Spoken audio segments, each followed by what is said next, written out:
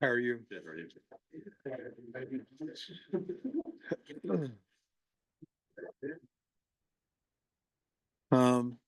Afternoon. Excited to be here. Excited to be back for the season to start. The players report here this afternoon, and I do want to say something. Our fields look fantastic. We got a new field manager, Douglas. Is it Douglas Bradley? Is that correct?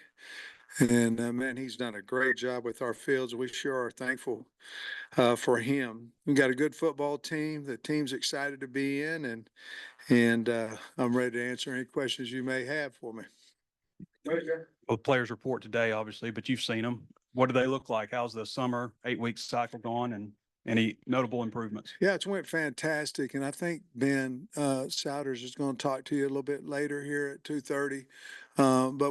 But he'll tell you about all the growth that we had. This is the strongest team we've had by far, leanest team we've had by far. And I just really like Trey, the camaraderie, the togetherness of the team. They're fun to be around. They're fun to, they're working. Anytime you can work and you really don't know it because you're enjoying what you do. I feel like Ben's made this the toughest summer that we've had. I felt like we did the same thing in spring ball. We're going to do the same thing in fall camp. But I don't know how you can get your depth charts right and all that if you don't do that kind of, you have to be in tough situations to understand how to handle them. And we don't want that to be on a Saturday afternoon. We want to have it in the summer, in spring ball. And now I'm going a little bit everywhere on what your question is, but to say we've had some really great strides. I think the guys that came in after spring ball are some guys we probably need to talk about at some point because I think we really hit. I think there was about 11 guys that came in, 10 or 11 after spring ball was over that I think will help us. But our numbers are way up. The guys that we brought in are some of the stronger guys on our team. And I'll let Ben kind of get specific with some of those guys in their gains. It got 5:30, I think, the first week, or that's at least on our schedule when our availability is, and then it drops down into the mornings. What was the reason for going afternoon, late afternoon, and then morning? Yeah, I'll be honest with you. I think we have acclimation. We have plenty of time, Trey, in our acclimation period to get used to the heat, weather. So I really did not want to go in the afternoon this week. However, because school's still in session, we would lose too many guys if we went in the morning. So I would rather go in the morning the whole time, obviously, moving the game up and getting into camp 2 days earlier cost us a few more days of school. So we're going to go the first four. We're going to try to keep those first four before the break exactly the same. And we went to the afternoon. Now we're going to go outside, inside. We'll start outside and come inside after our second special team period. But I'm trying to have good practices and I know it's going to be really hot. So I am concerned about that. I have the right to change that and bring some of that inside as well. But I don't think we have to worry about this 25 practice period of going, well, we got to get acclimated to the heat. We're still going to have plenty of time when school starts to do that. So the only reason we did is because school's still in session. We have too many guys that would miss practice if we went in the morning. You say you guys are bigger. I wonder if philosophically your run game might be more of an emphasis, like you could be more physical with the run game this year. Certainly the plan. It was that way from when we went into the portal. Bobby obviously likes to throw a lot of play action. Well, it's not any good if you can't threaten them with the run game. I like all the schematics that we're doing up front with our line, doing a lot of different other than just work, running full zone type schemes. We're doing a lot of different pin and kick out, pin and pulls. Um, and off of that, if we can run the football, which we felt like we had a good spring of physicality on both sides of the ball, then I think we can do the play action as well. So we want to get back to that physical football. It's hard to do if you don't practice that way and if you don't have quite the kids ready at their position to do that. But I feel really good. In our two deep in all our areas that we have. We're a little thin in some places after that. It felt like you came out of spring feeling pretty good about your linebackers, but I wonder the additions that you added, you feel feeling even better about your depth at linebacker. Yeah, a great question. I think too, you got Stephen Dix, Larry Worth, who obviously did not go through spring ball, both very physical specimens. I mean, their numbers. I think Trey, that'd be a good question to ask for Ben. Their numbers, coming out of the summer program. I also really like the addition of Wyatt Simmons and Brad Shaw, two freshmen. Now, I don't talk about freshmen a lot, but those guys. So I think our depth at linebacker and who starts and all that's still obviously up for grabs. We don't know anything about Worth and Dix on the field other than what we saw from where they came from. But I do think that was something we had to address. And not that we don't have good players, they're just young, and so we'll figure out how that goes. We have a lot of linebackers in that room, therefore we're going to do a lot of two spotting here early, guys, because obviously we got to find out who's 2 and 3 at quarterback. Got to find out who can play at linebacker. I think, again, like I said, I think we have 10 guys that came in the April portal. And those guys, we have to get on the field to figure out if they can help us, whether that be as depth or whether that be as starters. The message of better camaraderie and chemistry was evident in the spring. You just mentioned it earlier today. Was that something that you as coaches realized needed to improve, either by who you targeted in the portal or just talking to the team after they kind of got to campus and everything?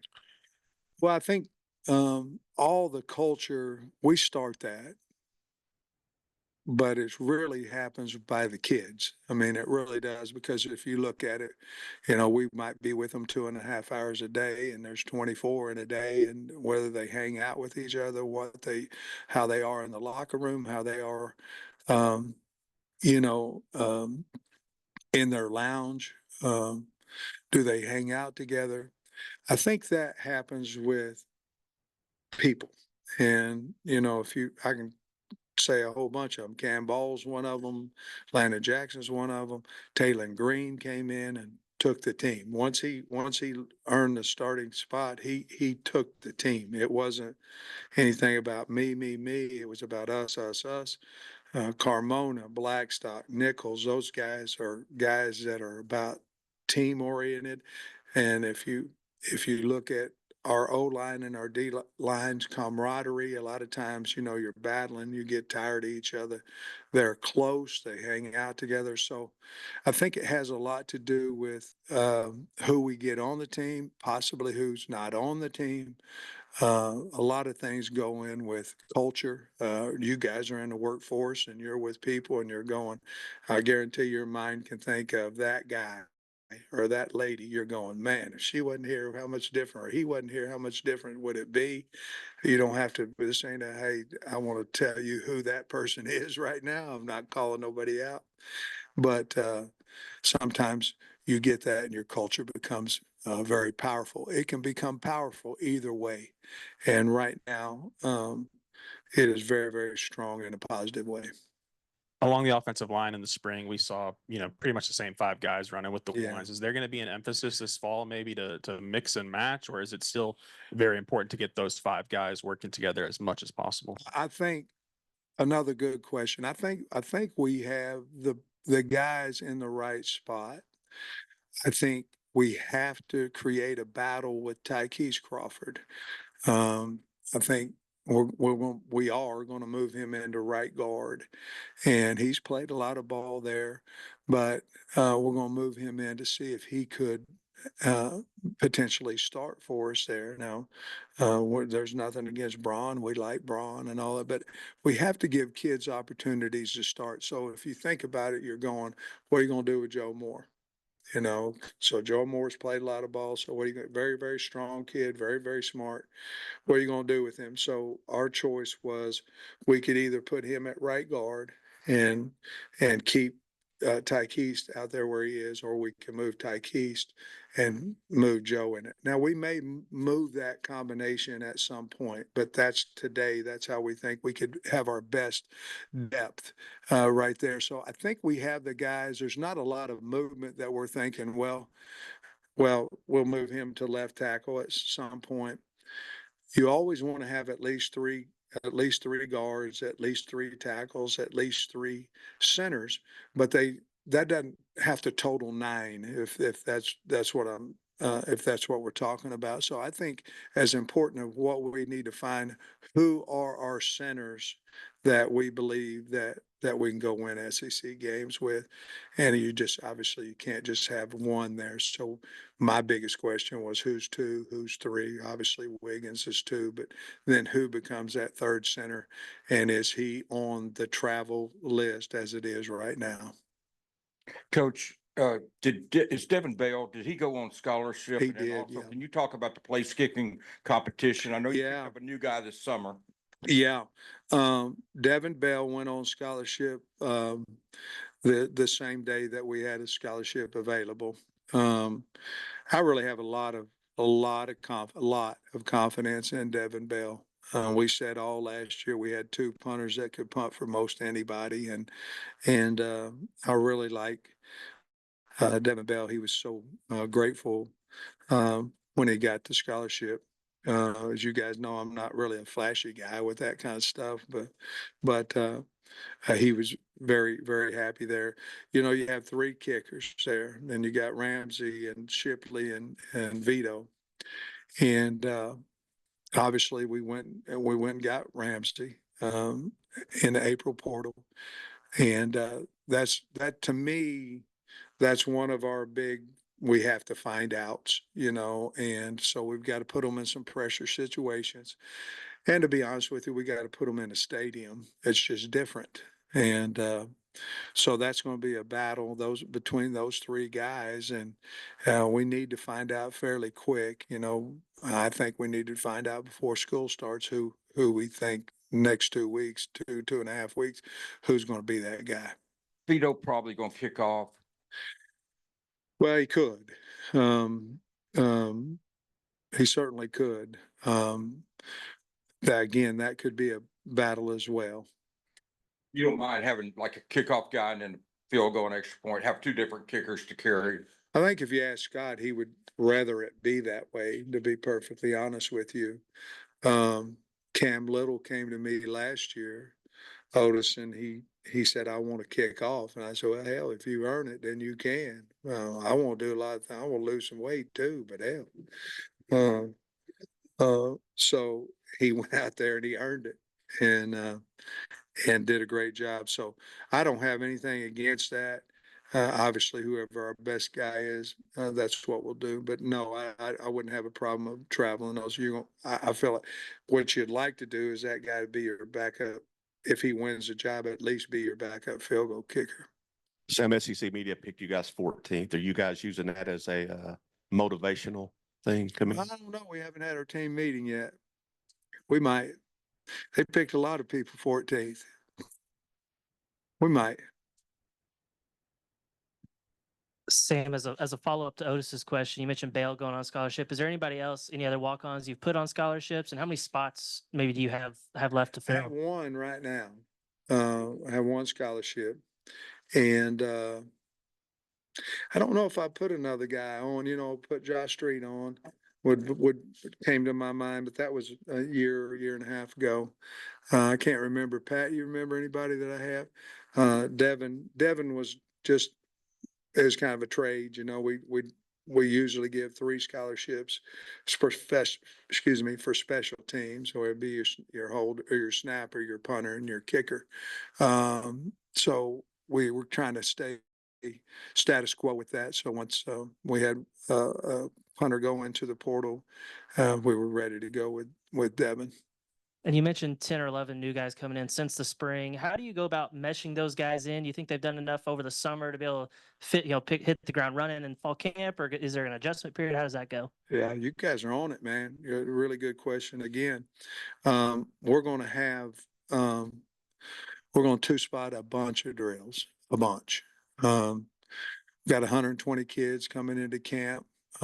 We've got to find out about these guys and, how there is such thing as having a good mental rep and all that, but a mental rep, we don't know what rep they got. When it's a physical, we can see it. So we're going to have to do a lot of two-spotting early. We want to. I don't think it's going to put any more burden on the kids simply because their reps are not going to change. But we're going to get a lot of looks at these guys. And that's probably the biggest concern about, coming out at 105 in the future is that that's going to eliminate some of that two-spotting. It's going to eliminate some of the development of the younger guys, the development of the guys that you don't know quite as much about. That's probably the biggest concern about going to 105, that and injuries as the season goes.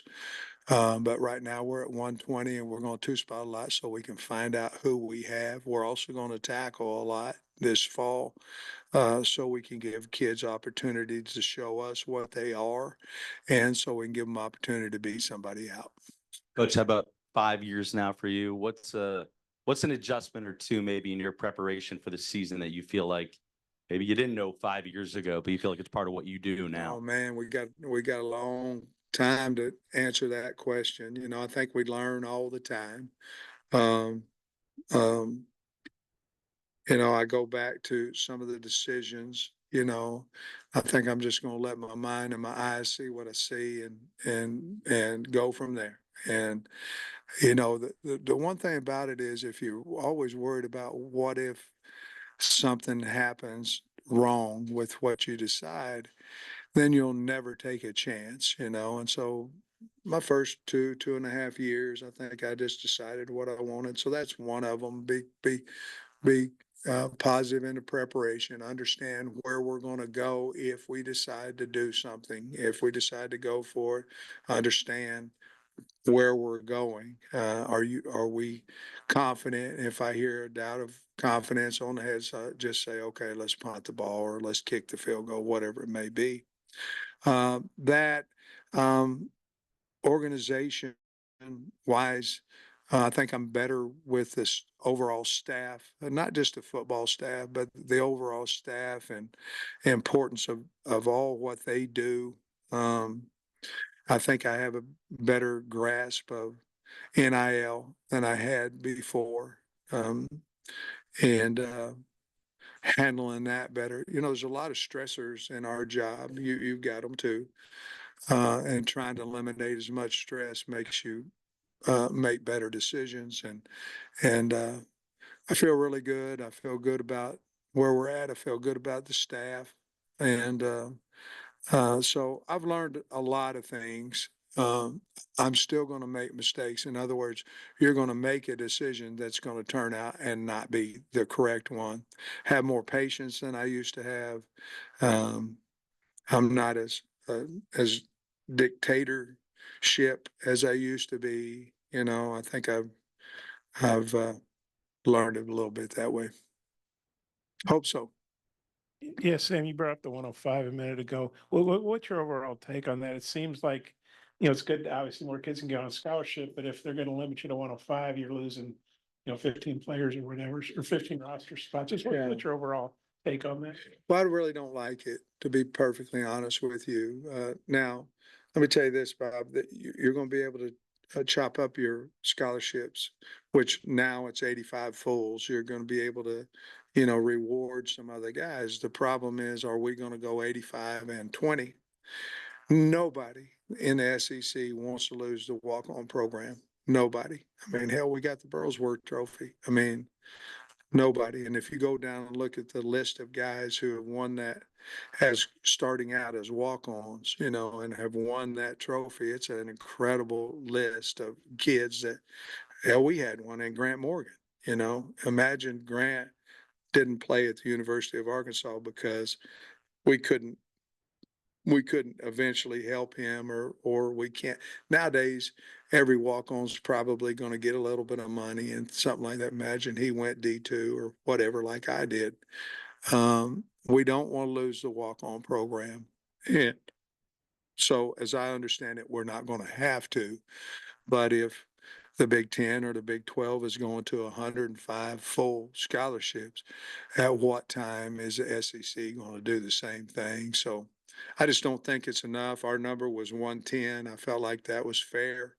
Um, you know, we can't go out and get another player during the season like the NFL can. And I know they start with a significant lower number than we do, but they also can go replace a guy. We wouldn't be able to do that. So I wish it was close. I wish it was 110. And I don't want to lose the walk-on status of our kids. I think it's important, especially in our state, to have walk-ons from your state on the team. You brought another veteran guy in Anthony Switzer, one of the late guys Yeah, I too. like him. Where do you see him fitting in? Safety, nickel? Good point. Right now, we've been in our OTAs and walks and things. We've put him and Larry Worth at 2 spots. We put him at the Willie, inside the box, linebacker, however you want to say it, depending on formation, Sam or whatever. We put him inside the box.